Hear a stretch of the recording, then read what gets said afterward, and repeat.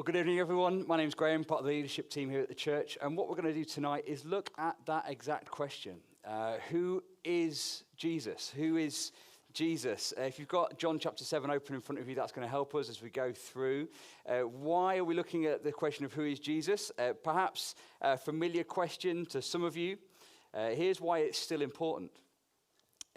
We love having visitors with us. And if you are visiting us tonight, if you are not a Christian, if you say that's not me, I'm looking into things, I've stumbled in and I'm looking into things, and we are so happy that you're here. We're so delighted that you want to be part of our evening. We really hope that you find out something interesting. There are many of us who truly believe that the question, who is Jesus?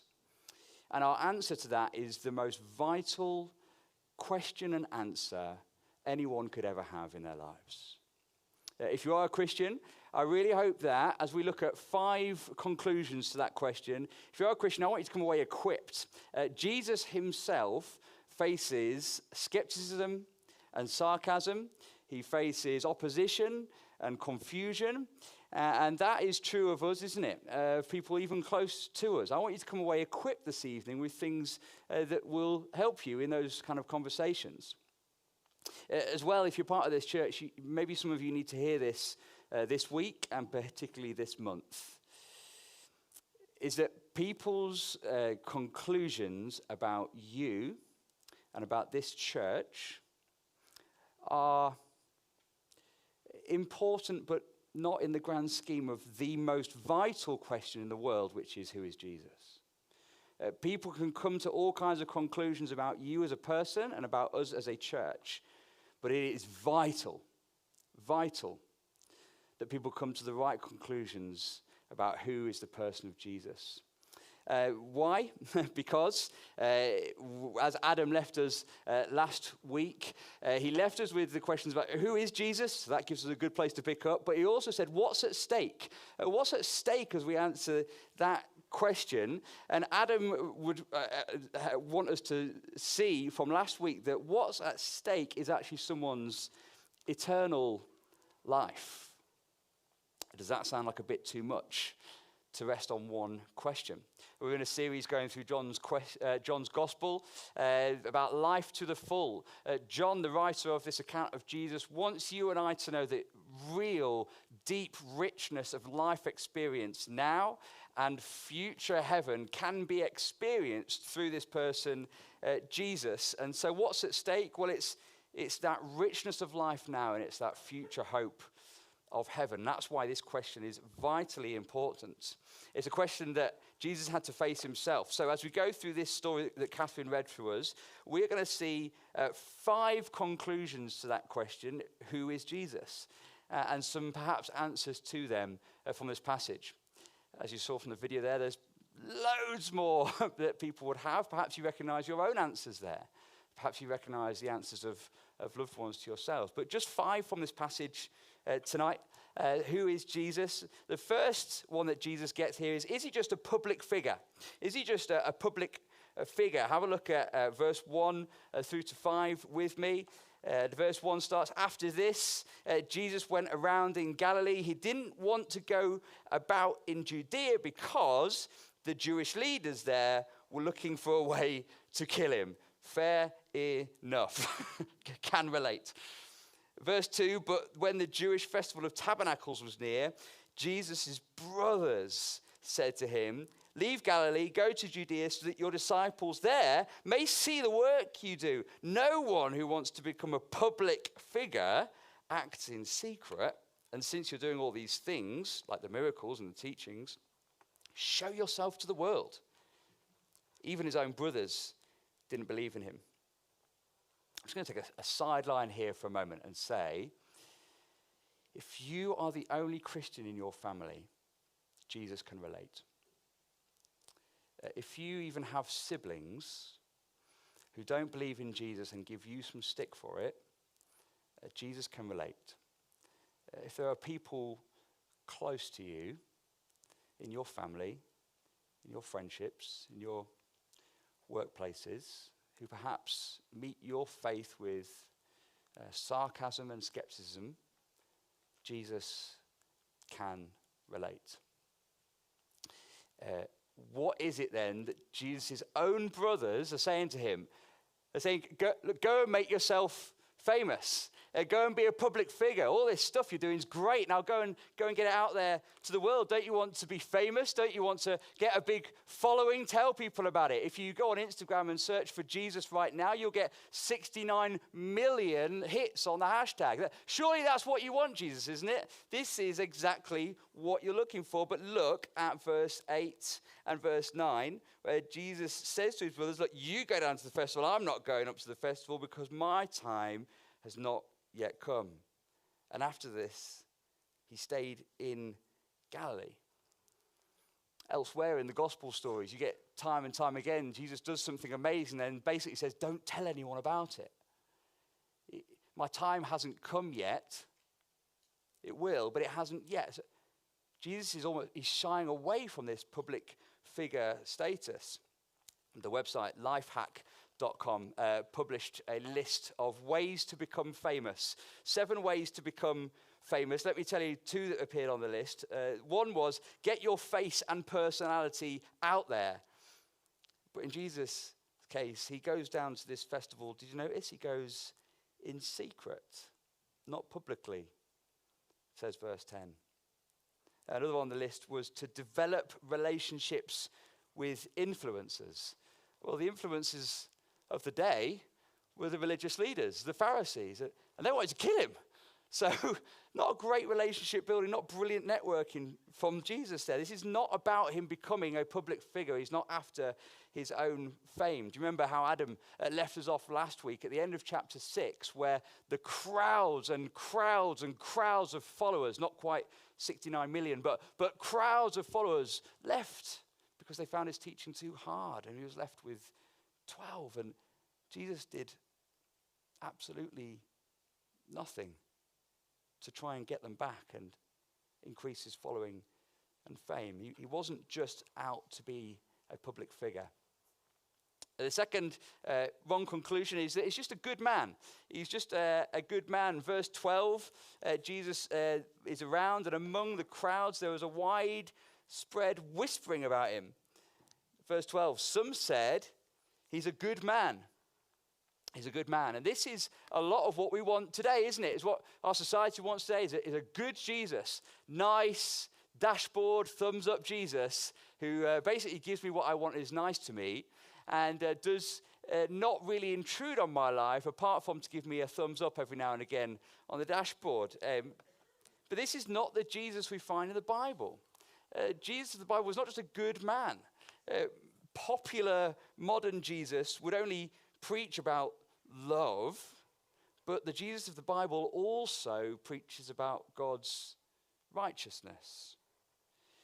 Modern popular Jesus gives you wealth and health, but the biblical Jesus gives you salvation.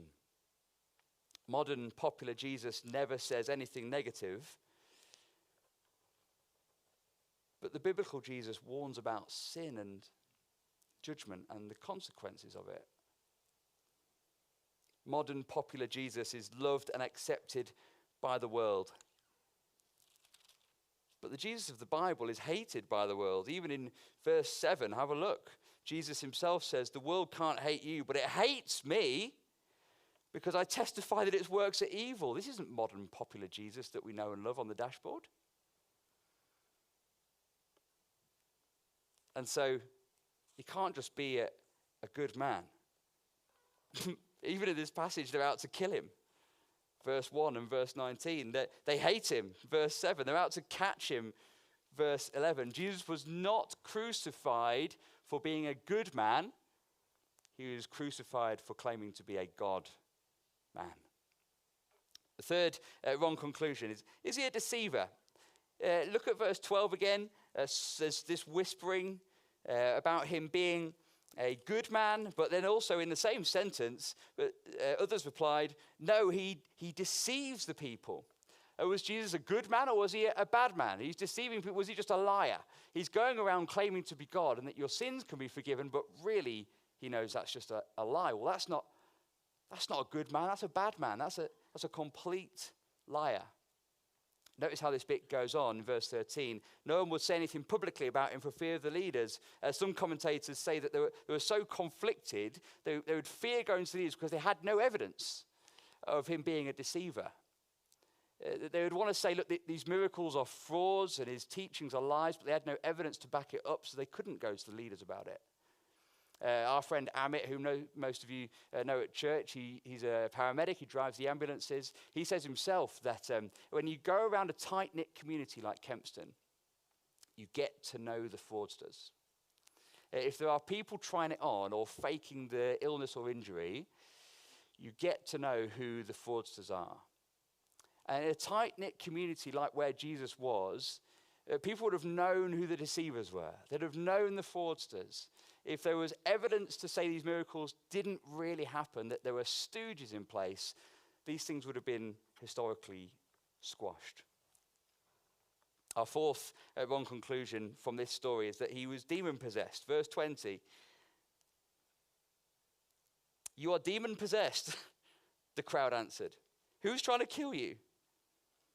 This is another misconception. It goes throughout the Gospels. Sometimes it uses the phrase demon-possessed. Sometimes it uses the phrase you're out of your mind or not in your right mind. I would urge you to look at the Gospel accounts and say, are these the teachings and sayings and doings of someone who is not in their right mind? Open the Bible. Look honestly at the things that he says and does and say, is this man doing good or evil? Is he in his right mind? Jesus himself uses this logic against some of his opponents. Mark chapter 3, he says, look, some of my miracles involve driving out demons, driving out Satan. And how can Satan be against Satan? A kingdom cannot be divided. The fifth one we want to spend just a moment on, because this is a really common one for our time. Who is Jesus? Is he just a good teacher? Is Jesus a good moral teacher? Growing up in the city of Lincoln, through my teenage years, I had three fantastic teachers. Mr. Crouch taught me music, Mr. Loney taught me PE, and Mr. Smith taught me wood technology. What do those three teachers have in common? None of them ever claimed to be God. None of them ever claimed to be from heaven. In fact, one of them was from the town of Grantham, and if you know anything about Grantham, heaven it ain't. But look, even the best moral teachers on the planet who have ever lived, the thing that they have in common, they don't actually claim to be God. They don't claim to be from heaven. Jesus himself does. Verse 16. Are you just a good teacher? What happens here? What's the setup? He comes down to the festival, which, by the way, I think we're going to get onto in a week or two's time. Jesus at the Festival of Tabernacles should be like the keynote speaker. He's the headline act. He shows up midweek. And he starts to teach, and the Jewish leaders, the other teachers of the law, are amazed and ask, how did this man get such learning without having ever been taught? Verse 16, are you just a good teacher? Jesus answered, well, my teaching isn't my own. It comes from the one who sent me. God the Father, sending God the Son. Verse 17, anyone who chooses to do the will of God will find out whether my teaching comes from God or whether I speak on my own. Jesus is in a situation where rabbis are teaching all over the place. And rabbis would be quoting other rabbis. But Jesus said that he was quoting God himself. Rabbis would be citing and referencing the school of learning and teaching that they were from. But God would say, but Jesus would say, I'm from heaven. That's a pretty good theological college. Jesus isn't quoting other people, he's quoting the divine.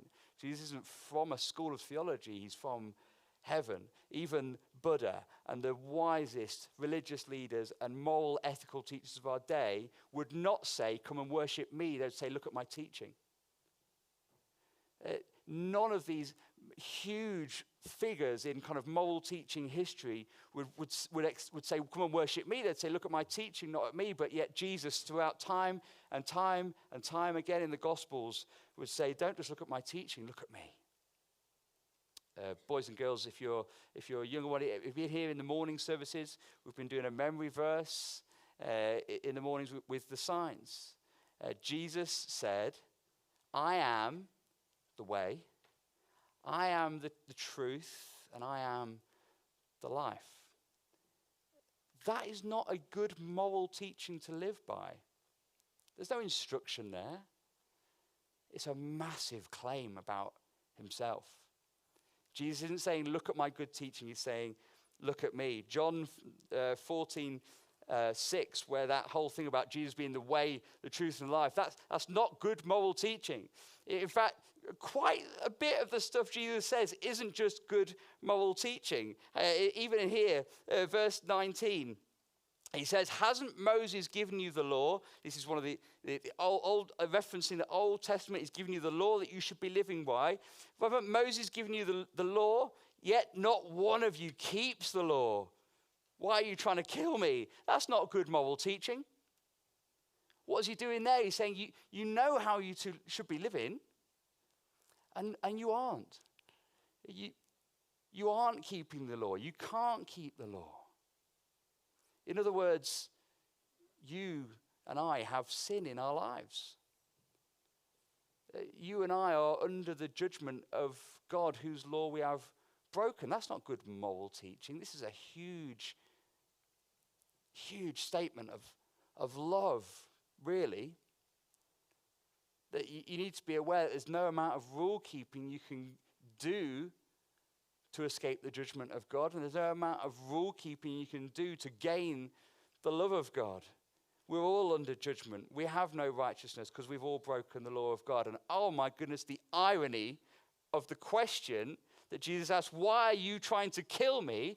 Knowing full well that the very reason that he's going to be killed on a cross is because of our lack of righteousness. Why are you trying to kill me? Well, because you're going to take the blame and punishment on the cross as you die for our sin, for our lack of ability to keep God's law. The irony in that question. Now, Jesus isn't going to get killed for being a good moral teacher. Jesus is going to get killed for claiming to be God. Verse 24, Jesus is crystal clear. Whatever your conclusions to the question of who Jesus is, verse 24, stop judging by mere appearances. Does he look like a good man? Does he look like a good teacher? Stop judging by mere appearances, but instead judge correctly. C.S. Lewis, the writer of the Narnia Chronicles, his backstory, by the way, is that he was a total atheist for much of his life. At university, he had a friend who happened to be J.R.R. Tolkien, sure. Imagine those like creative brainstorm meetings, by the way. Tolkien was a Christian at university and C.S. Lewis was not. And Tolkien challenges Lewis to, look, just do what we've done tonight. Open the gospel accounts of Jesus' life and read it for yourselves. Long story short, C.S. Lewis does become a Christian. And in one of his most famous quotes, in one of his most famous books, he says this: I'm ready to accept Jesus as a great moral teacher, but I don't accept him as I don't accept his claim to be God. That is the one thing we must not say. A man who is merely a man and said the sort of things Jesus said would not be a great moral teacher. He would either be a lunatic on the level of a man who says he's a poached egg, which, by the way, is a great line. Looking for your next insult, you poached egg. Or else he'd be the devil of hell. You must make your choice.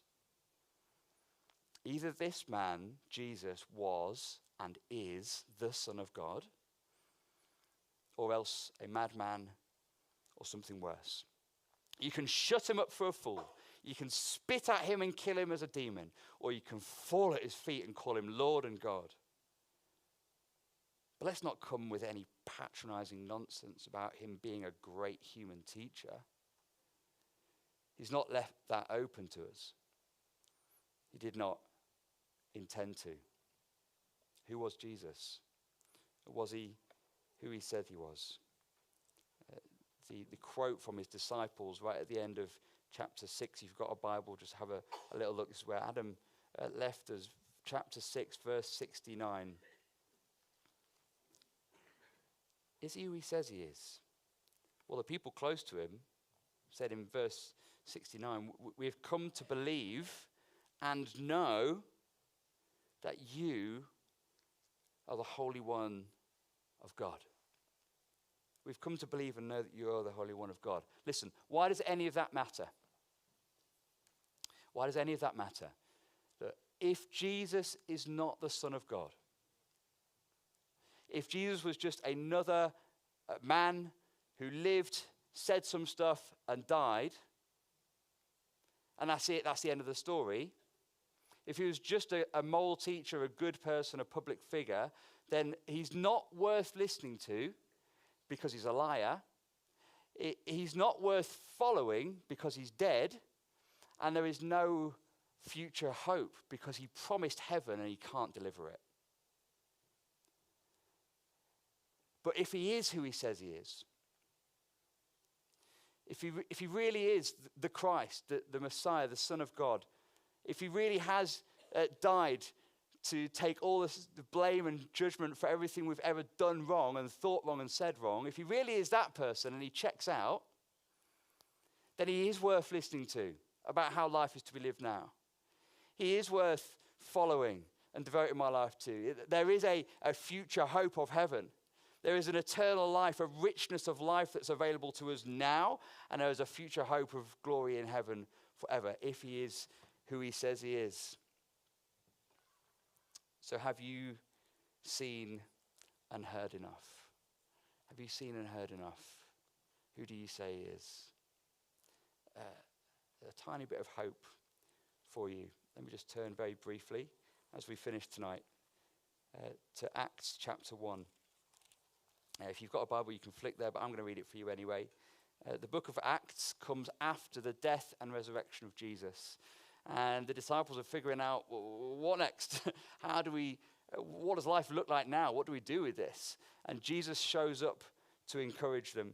Acts chapter 1, the apostles returned to Jerusalem from the hill called the Mount of Olives on the Sabbath day, walked from the city. When they arrived, things are just chaos. And they went upstairs to the room where they were staying with the disciples. Now listen to this. Those who were present were Peter, John, James and Andrew, Philip and Thomas, Bartholomew and Matthew, James the son of Alphaeus and Simon the Zealot, Judas the son of James. These are all of Jesus' closest friends at the time, his disciples. They all joined together constantly in prayer, along with the women and Mary, the mother of Jesus, and who else was there? And with his brothers.